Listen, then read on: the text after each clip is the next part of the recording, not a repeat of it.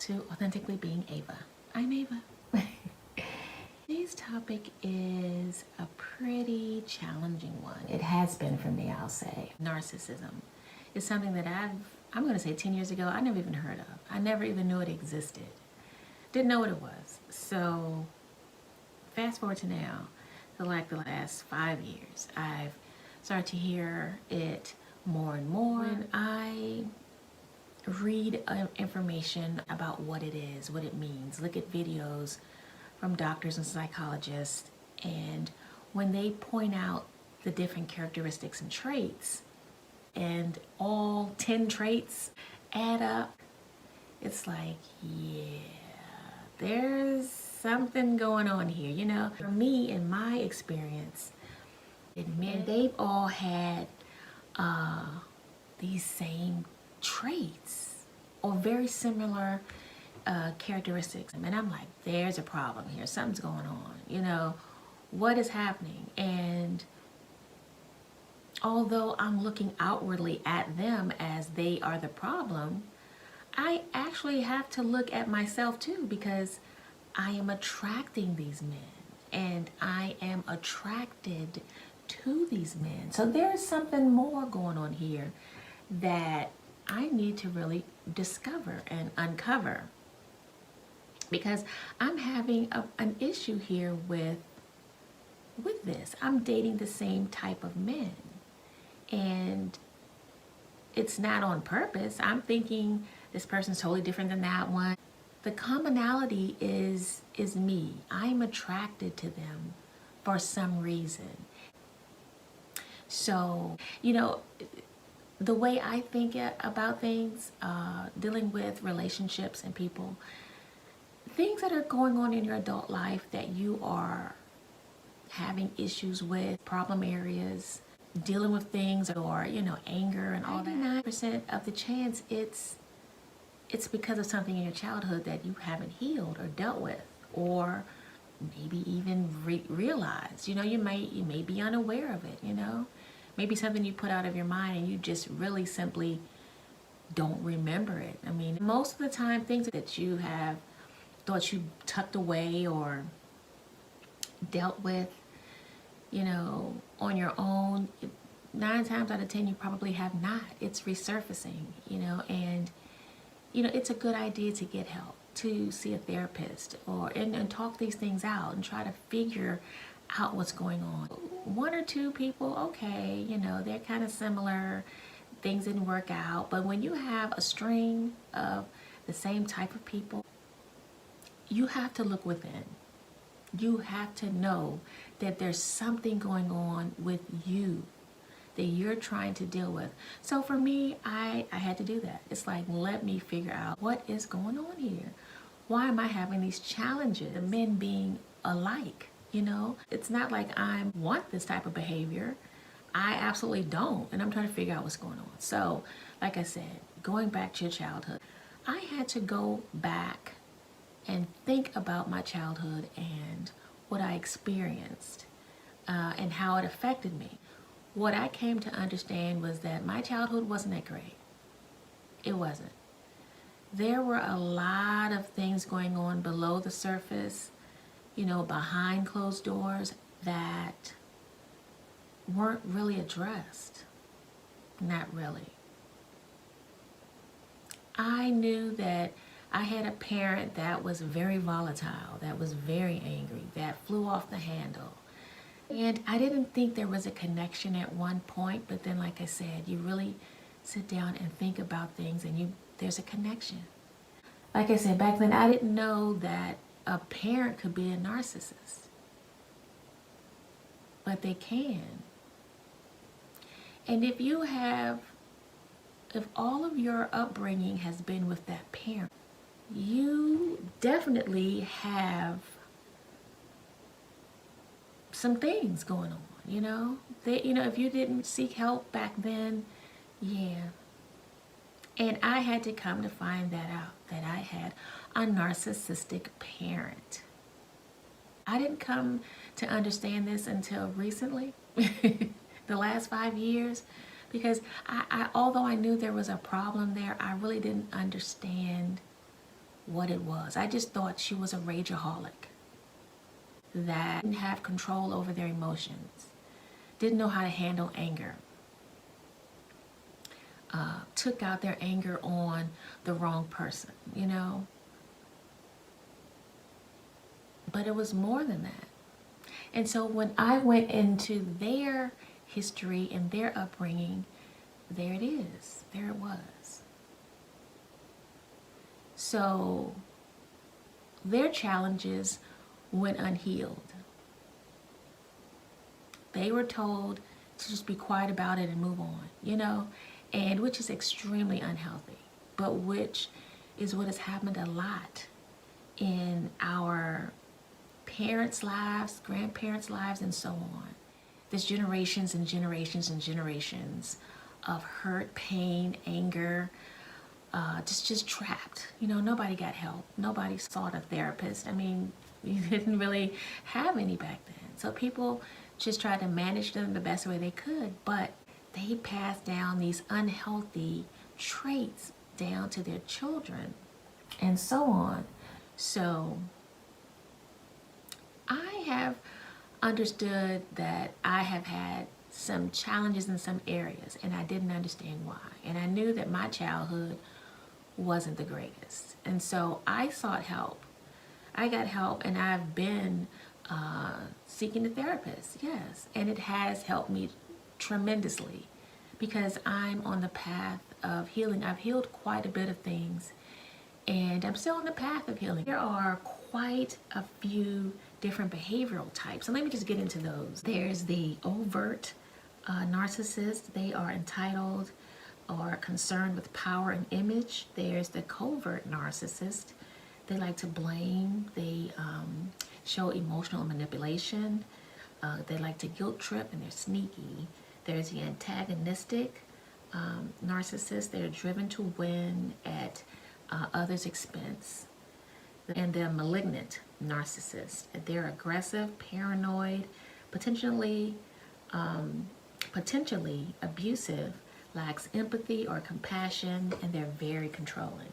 So, and here are some of the behavioral patterns that you'll see.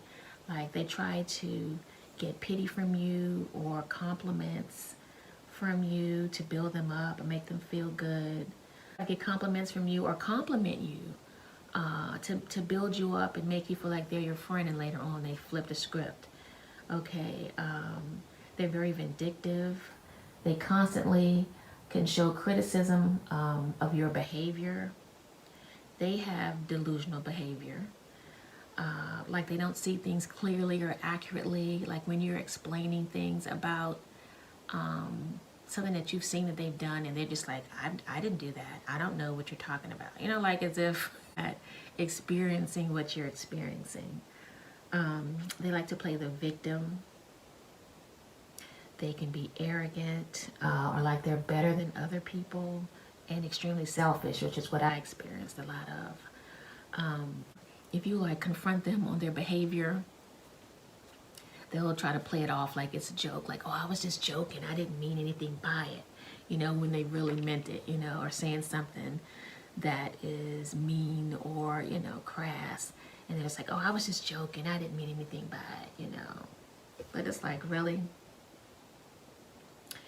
And yeah, and a lot of them I've come to see or understand that it's like they don't, when you confront them with their behavior, it's like they don't think there's a problem. There's no need to address it, you know, like you're overreacting or confused about what you're seeing.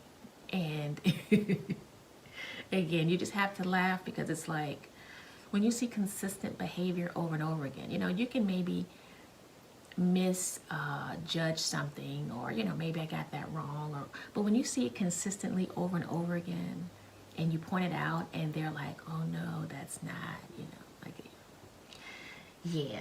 And that's not all narcissists, because some of them are aware. But and here's the one thing too that I have noticed in my personal experience is they can also have mood disorders where they like to switch up. You know, they're happy and then they're sad and then they're angry, and then it's just like a cycle. It's like, what am I going to get today? You know, who am I dealing with today? So, like I said, I had to come full circle in my own life and, you know, take it back and try to figure out what did I experience growing up? What did my caretaker experience growing up? And like I said, I put the two together and it made total sense. So, like I said, I had to look at myself, and a lot of the behaviors that I have come to be accustomed to experiencing, that's what I'm looking for in dating. And it's subconscious, because to hell if I want to attract somebody with that type of behavior to me, that is not acceptable, and that is not what I want to do. But it's like, it's normal. It's normal to you. It's like you're looking for normalcy. These people who are familiar to you. And that's something that I had to figure out too. I'm thinking, oh my gosh, I feel at home with this person. They seem so, you know, cool.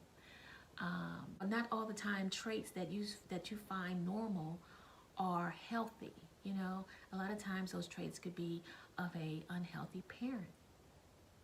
So I wanted to like make this video and put it out there for people to watch, because sometimes I think we just get off track and just we want to point. It's you, you know, and it's when all the time it's both of us. You know, it's because what I've come to find out is people who have had abusive childhoods or been in abusive relationships, especially growing up, they're looking to try to repair it, you know, work on it. And I think by attracting people in dating who remind us of our childhood, even though it's subconscious, we are attracting them because we're trying to heal what happened. We're trying to fix it and repair it, and we just don't realize it. So, you know, we're attracting people who have the same flaw or pain, trauma as we had growing up, and we're just trying to fix it. You want love and in a relationship, but subconsciously you're seeking out and picking or choosing people who are broken too, you know, or in many cases worse off. Their problems are on another level, but it resembles what you dealt with, or with that parent or whoever it was that raised you, or, you know, was in your life that you received this trauma from. I hope this is making sense. I hope it is when it came to me, and when I finally put it together through, like I said, sitting down with myself and just thinking about things, reading books, watching videos, I was just like, oh my God, there it is.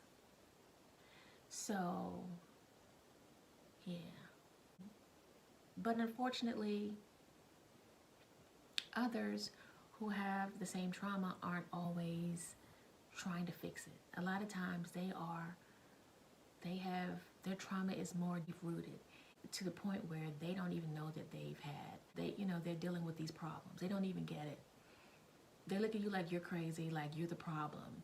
But really, you're just trying to identify, I see some similarities here, and I'm just trying to point things out to you as I'm noticing them for myself. But people just don't want to be healed. They don't think they have a problem. Some people, like I said, their problem is more deep-seated or deep-rooted than yours is. So, family, if this video helped you to look at things from a different perspective, if you're dealing with some of these same issues, or have dealt with them, or trying to figure things out with dating some of the same type of men, look within, look at yourself, look at your childhood, look at what you dealt with, and take this to a therapist and try to get healing. Like I've healed a lot of what I've dealt with. Still going through the healing process. I am not ashamed to say that. It is what it is, family. And that's the first step, to just be aware and notice what's going on with yourself, within your surroundings, with your life, with the people in it, you know, and keep moving on from there. You got this, family. You got it, you know. Awareness is the key. And again, I hope you enjoyed the content. I had some nuggets out of it, better understanding, better clarity on what you're dealing with. Please like the channel. Please subscribe. It would help the algorithms. And until the next time, family, take care. I love you and see you.